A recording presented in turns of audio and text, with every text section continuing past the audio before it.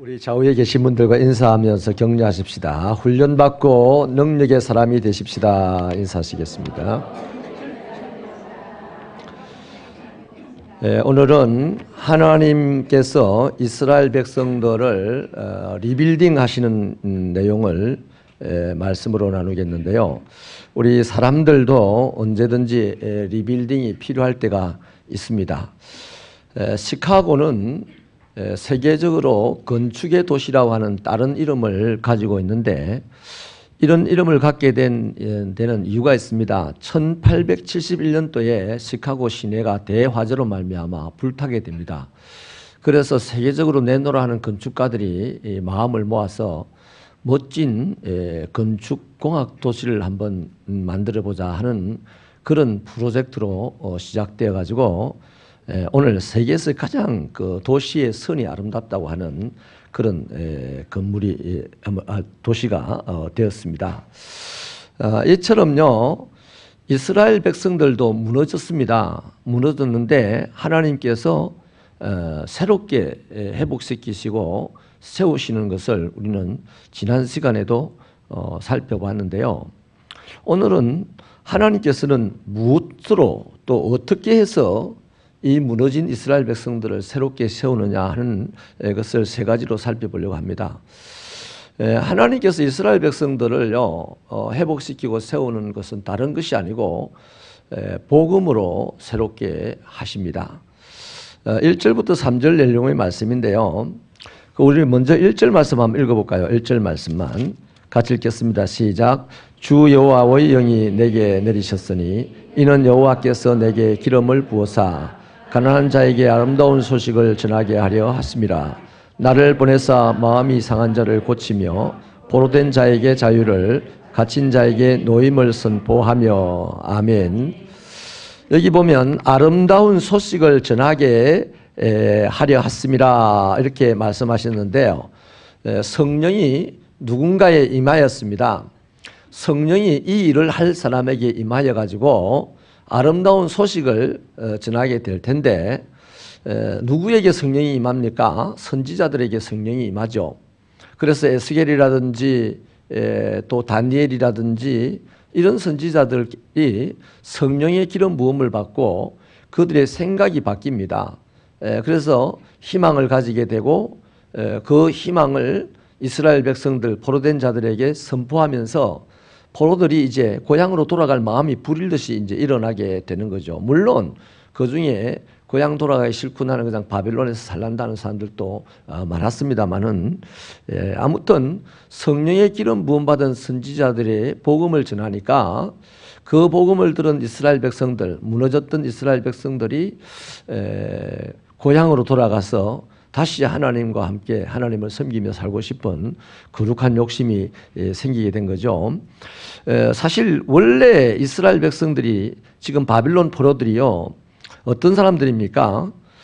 복음이 임하기 전에 바빌론의 포로로 잡혀갔을 때의 그들의 상태는요, 마음이 상한 자죠, 포로죠, 갇힌 자입니다, 슬픈 자입니다.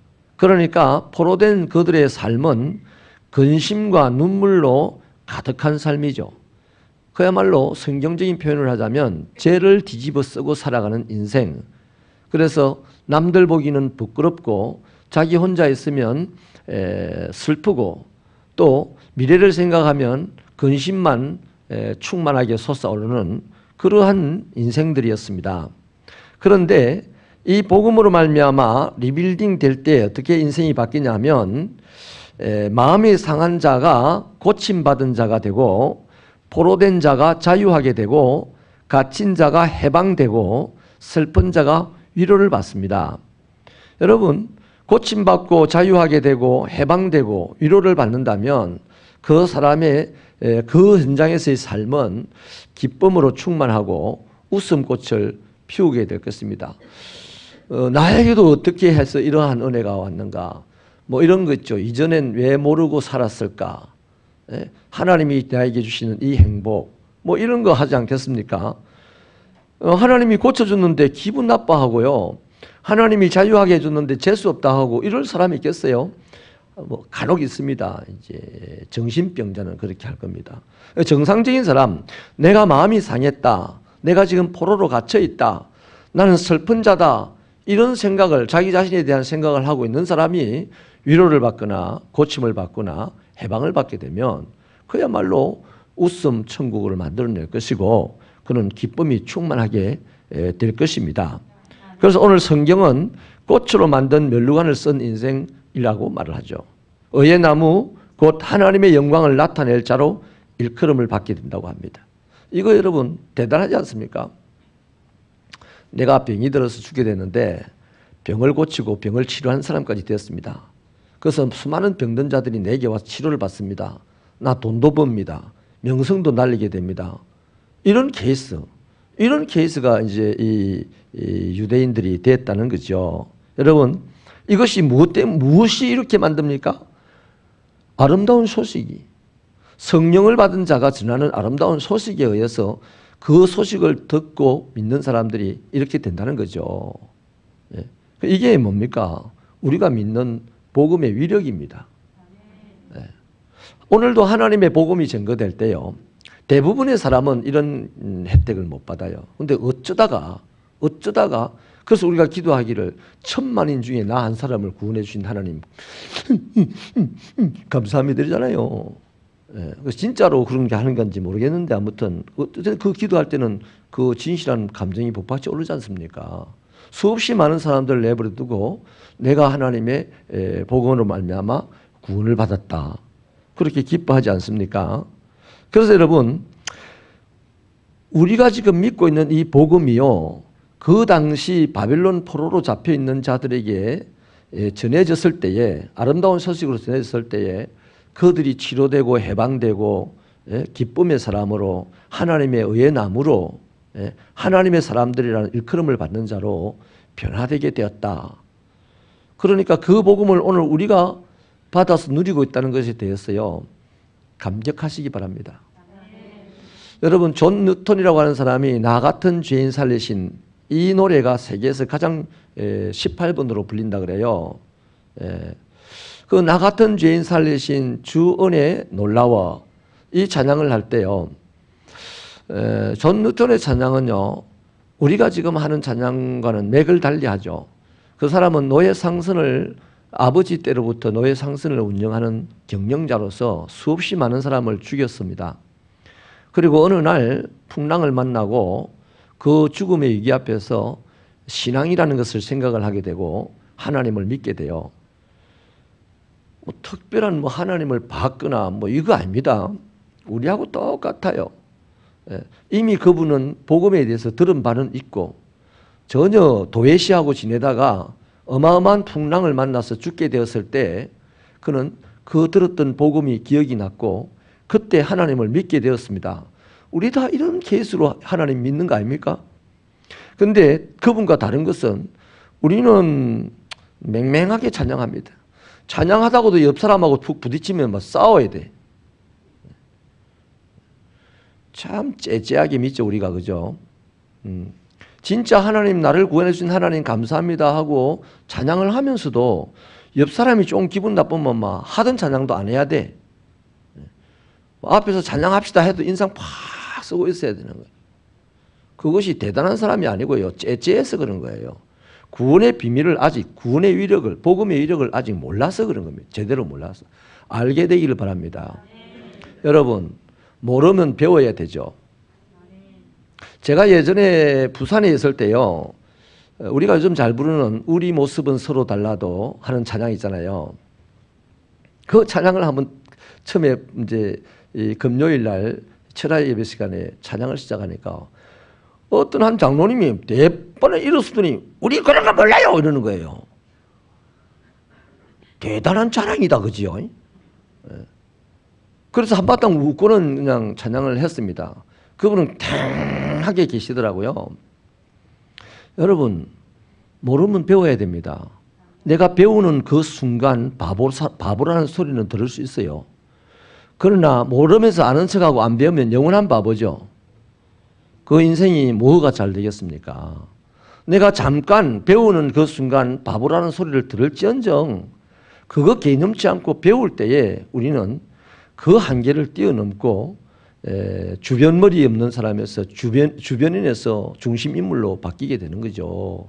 남에게 끌려다니는 사람에서 다른 사람을 끌고 다니는 사람이 되는 거죠. 새벽교회가 양산의 변두리라고 하지만요, 잘 생각해 보면 울산과 양산의 중심지 아닙니까? 생각 그래 하면 뭐 틀린 생각입니까? 그래서 우리가 이곳에서 화려하게 빛나게 살면, 여기 투썸 플레이스인가요? 커피숍 제가 가끔 가보는데 기가 막히게 좋더만요. 저기 와 계신 분들이요, 우리 동네 사람들 별로 없더라고요. 뭐 사방팔방에서 거기 와서 커피 마시더라고요. 물어보니까. 왜? 투썸 플레이스가 좋으니까. 우리 새벽교회가 좋으면 울산에서 양산에서 올 줄 믿습니다. 그런데 여러분이 좋아야 되지.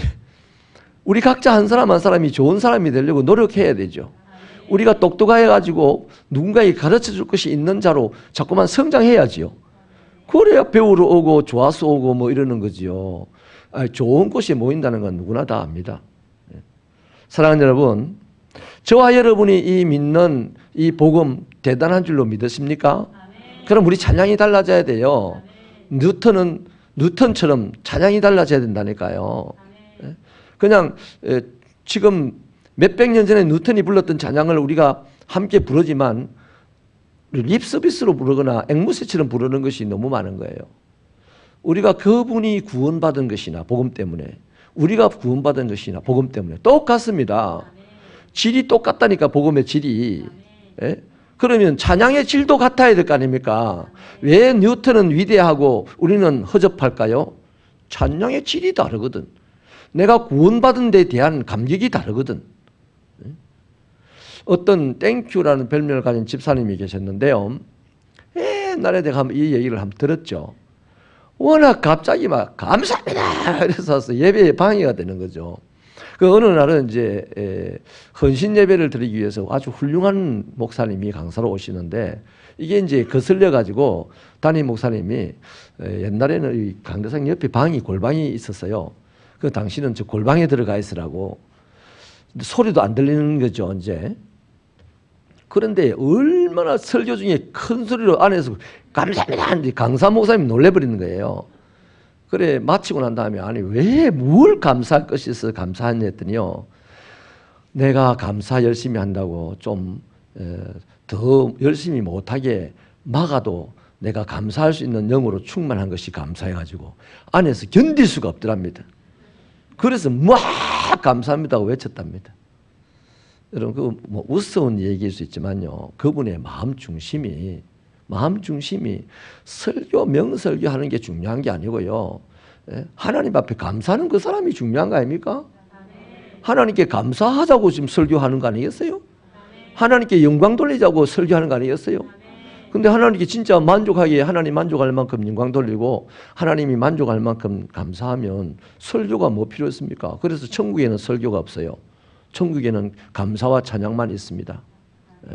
그 천국 가서 감사와 찬양하는 것을 잘하게 하기 위해서 이 땅에서 설교를 하는 거죠. 그래서 여러분, 이 바울이 뭐라고 합니까? 복음을 부끄러워하지 않는다 그랬어요. 모든 믿는 자들에게 베푸시는 하나님의 구원의 능력이기 때문에 부끄러워하지 않았어요. 그거 보십시오.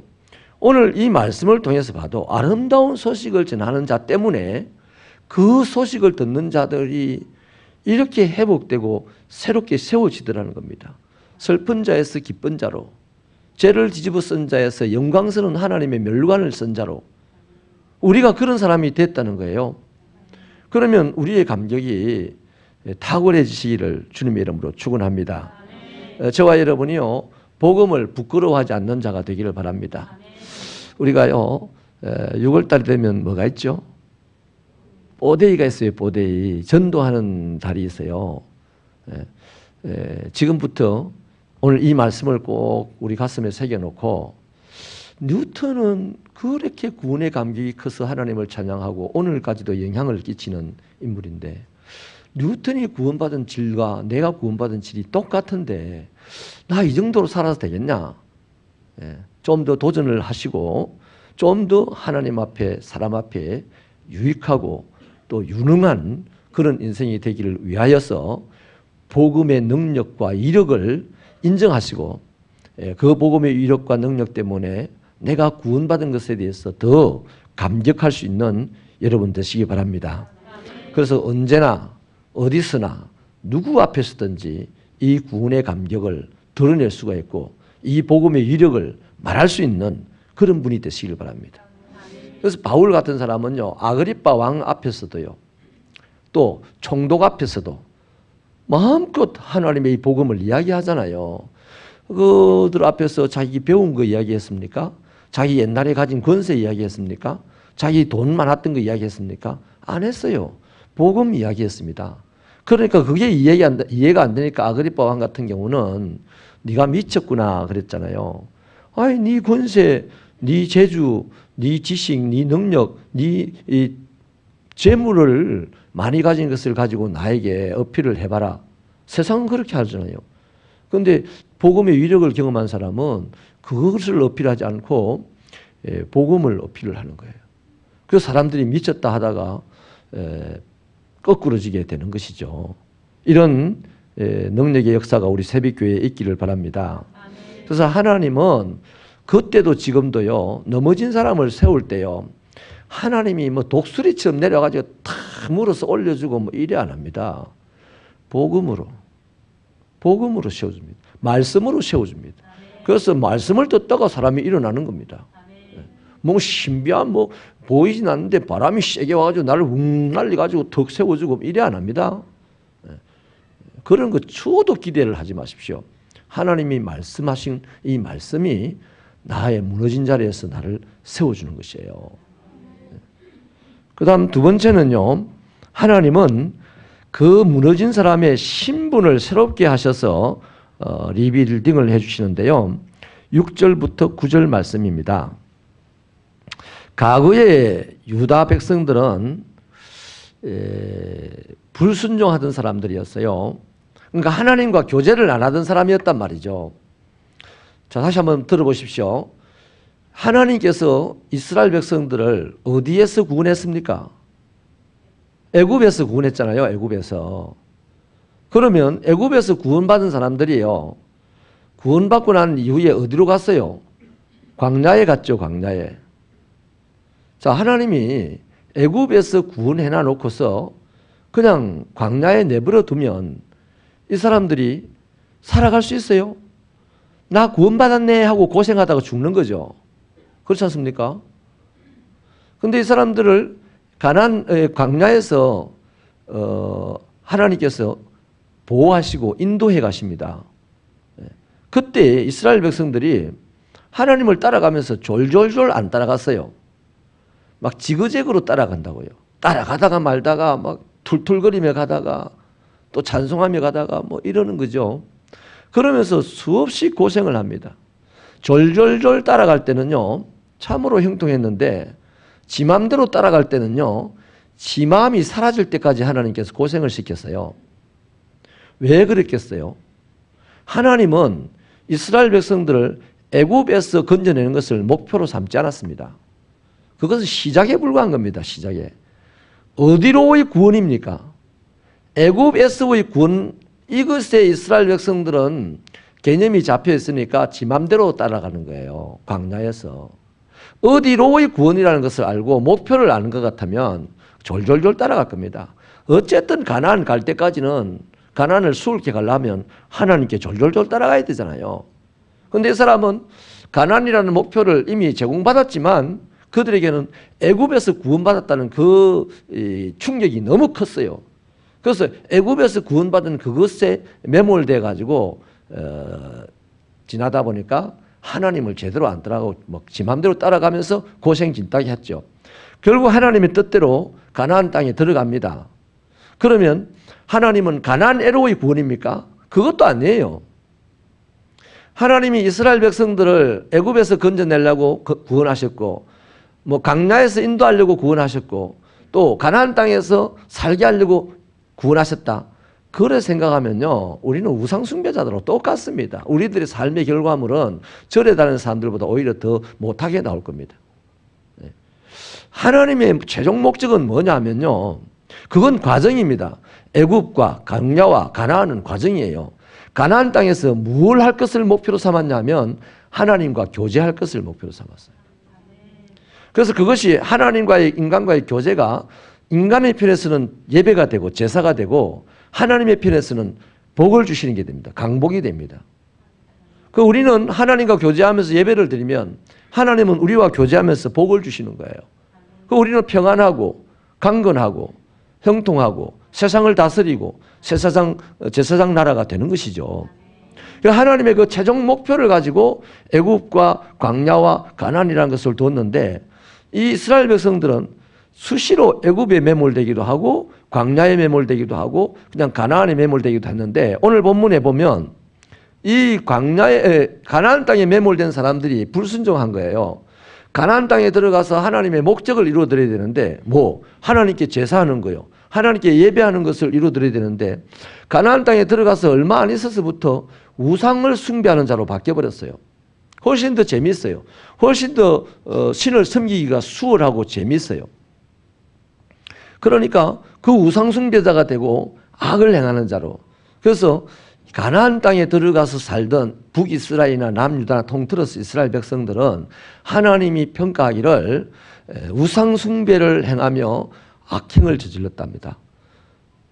그래서 그 결과가 바벨론 포로로 이제 잡혀가게 되는 것이죠. 하나님의 심판을 받고. 이게 과거의 오늘 이 말씀이 주어지는 아름다운 소식이 주어지는 이 시점의 어제까지의 모습이다 말이에요. 그래서 과거의 유다는 불순종하던 자였는데 그래서 하나님의 심판을 받고 바벨론 포로로 잡혀갈 때 열방에게 손가락질을 받는 부끄러운 민족이 되었습니다. 그런데 이 아름다운 소식을 전하는 이 순간부터 하나님께서 이들을 제사장 나라로 세워준대요. 오늘 6절부터 9절 내용입니다.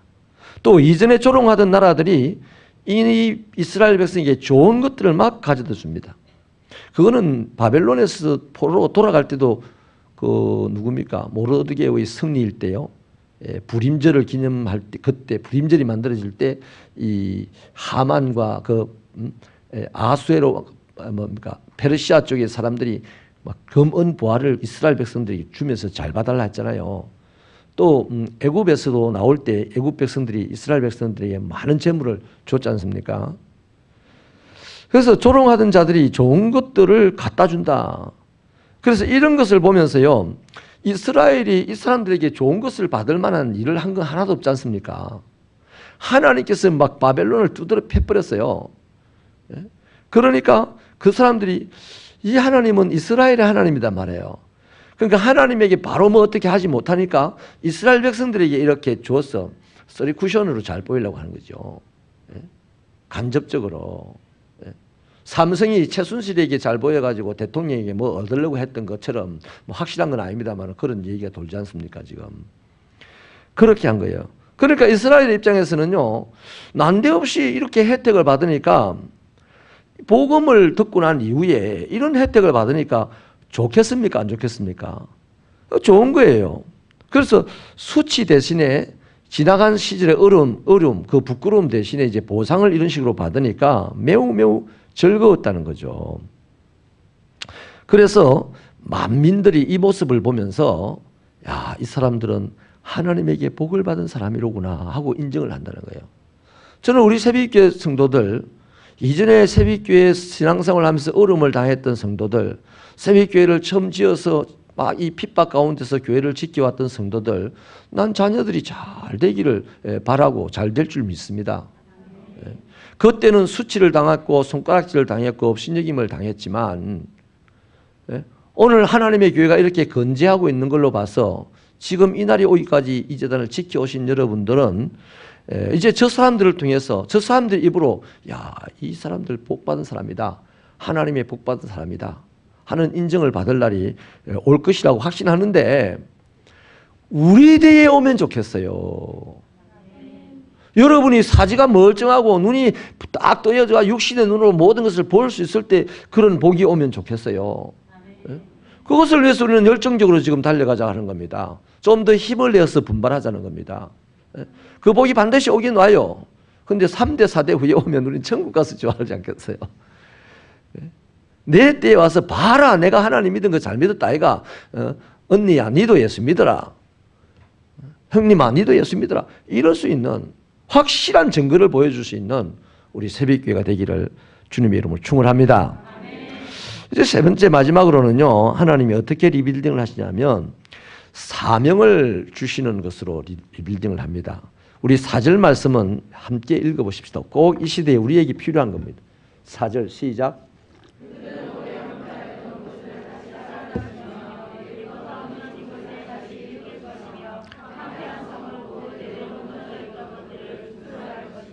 아멘. 여러분, 자신의 신분을 자각하면요, 신분에 걸맞는 행동을 하게 되어 있습니다. 맞습니까?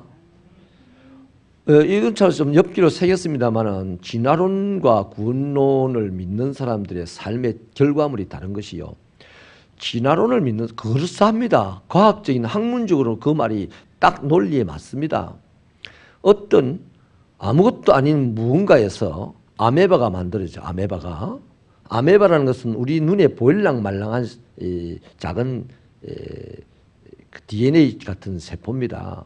그 아메바가 뭐 또 어떤 영향을 받아가지고 생명체가 되는 거예요. 그 생명체가 자기 필요에 의해서 자라가지고 어떤 거는 사람이 되고 어떤 거는 원숭이가 됐다는 거죠. 그러니까 진화론을 믿는 사람들의 그 근원을 파고가면요, 허무주의에 딱 빠지게 됐습니다. 아무것도 아닌 것에 빠지게 되었습니다. 여러분의 아버지가 훌륭한 인생을 사셨다라고 확인하고 살아가는 사람은 아버지처럼 살려고 애를 쓸 거예요.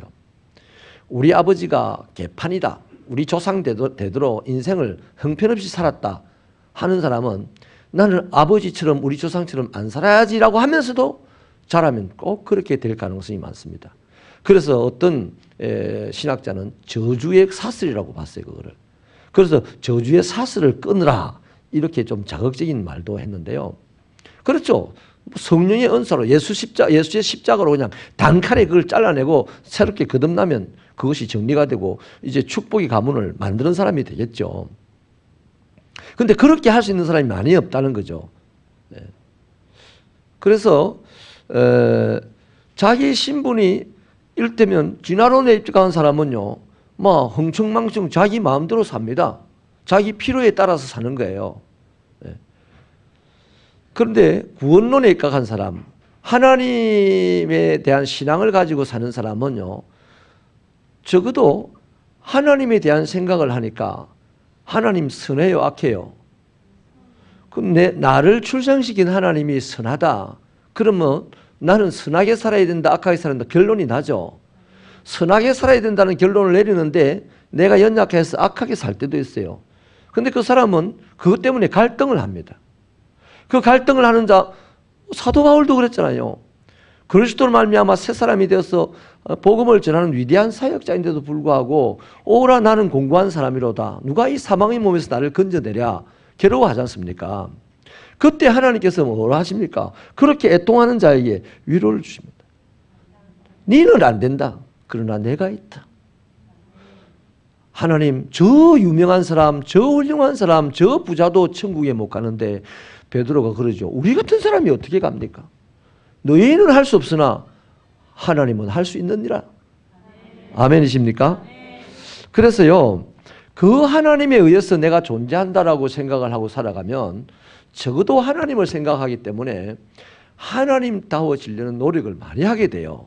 또 하나님답게 살아가지 못하는 자기 자신을 바라보며 가슴을 칠 줄 알게 됩니다. 거기에 하나님께서 돌보심이 있죠. 그래서 하나님을 의식하고 살아가는 사람의 인생은요, 아름답게 되어지게 돼 있어요. 할렐루야. 그래서요, 이 이스라엘 백성들이 이제는 사명자로 일어서도록 하나님이 한 거예요. 좀 전에 말씀드린 똑같습니다.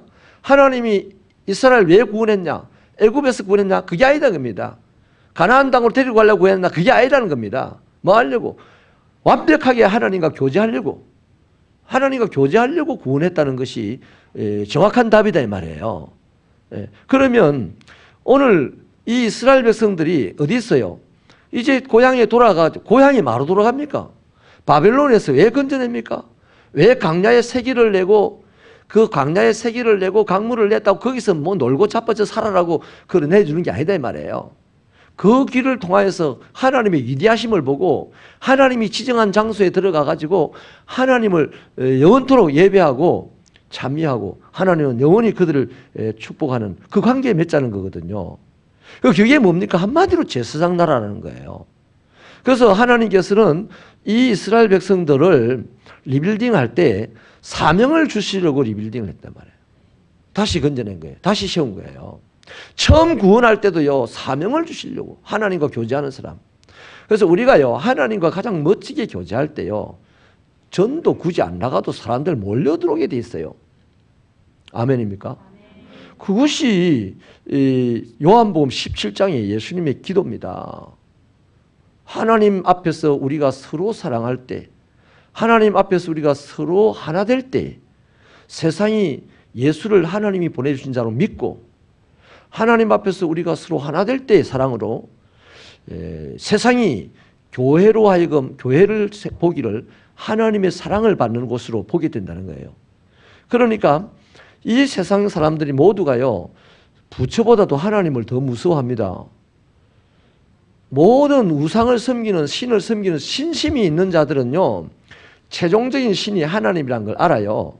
그런데 왜 하나님께 못 오냐면 마귀가 가로막고 있기 때문에 못 오는 거예요. 그래서 그들이 하나님이 사랑이고 하나님께 가면 복이 있고 아는 방법이 뭡니까? 하나님의 백성들이 리빌딩 되는 거예요. 하나님을 가장 아름답게 예배하는 사람으로, 하나님의 가장 큰 복을 받는 사람으로 리빌딩, 제사장 나라로 리빌딩 될 때에 이 세상은 거기로 물물처럼 밀려온다 이 말이에요. 그 나중에 앞에 이 앞장에서도 말씀이 있었잖아요. 사람들이 막 예루살렘으로 몰려올 걸 안 합니까? 이 사람 저 사람들이 막 몰려올 거라. 나중에 나옵니다 또. 오라 우리가 여호와의 산에 올라. 이방인들이 막 노래하면서 하나님의 산에 올라가자. 거기서 뭘 배운다? 율법을 배우겠다는 거예요. 우리 새벽교회가요 61년째입니다 지금. 61년째면 그동안에 수없이 많은 어려움들도 겪고 오늘까지 이렇게 건재해 왔습니다. 그러면 이제 이 정도 선이 아니고요. 올해는 좀 더 어렵다고 하니까 이 어려울 때에 하나님이 우리를 리빌딩 하실 것이다. 하나님이 이 시대를 리빌딩 하실 것이다. 새롭게 세울 것이라는 데 대한 관점을 가지고 우리가 신앙생활을 해보면요. 분명한 답이 나오고 분명한 삶의 그 좌표가 만들어지는 거죠. 하나님의 말씀에 깊이 들어가십시다. 우리의 신분이 새롭게 됐다는 사실을 감격적으로 받아들이십시다. 저와 여러분이 지금 받은 직분이 있습니다. 이 직분을 감격적으로 받아들이고 그 맡은 일에 충성을 하시자는 거죠.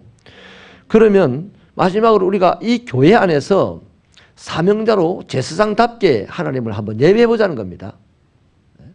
찬양할 때요, 어느 날 어떤 사람이 와가지고 이 예배 이래도 되겠나? 찬양을 할 때 서서 해야 되지 않겠나? 우가 일어서 찬양하더라고. 그분 참 잘하고 하셨어요. 아주 고마운 분이에요. 그런데 어느 날 보니까 또 서는 사람이 점점 줄어들어. 다리가 다 관절이 이상해 오신 건지 아니겠죠, 그건. 그 사람이 와서 서서 우리 찬양합시다 하고 근데 그 사람이 가버렸어. 가버렸으면 우리는 보기 좋게 더 많은 사람이 서서 찬양을 해야 내가 빠지니까 내가 사라지니까 거기도 뭐 힘 다 잃어버리네. 이러지 않지. 안 그랬어요? 여러분, 우리 좀 더 적극적으로 의지적으로 하나님을 의식하면서 신앙생활을 하신다면 우리의 삶에 활력이 올 겁니다. 틀림없어요. 우리 하나님이 살아계시다는 사실을 아는 것으로 만족하는 출애굽한 상태에 머물러 있는 그런 성도의 신앙이 되지 마시고 하나님이 살아계신 것을 경험하시자고요. 그러려면 내가 살아서 움직여야 돼요. 내가 더 살아서 움직일 때 살아계신 하나님, 내가 더 하나님을 찾을 때 나를 찾으시는 하나님, 내가 더 하나님의 일을 열심히 할 때 나를 도우시는 하나님을 만나게 되고 그것이 나의 간증이 되고 찬성이 되는 인생을 살 줄로 믿습니다. 기도합시다.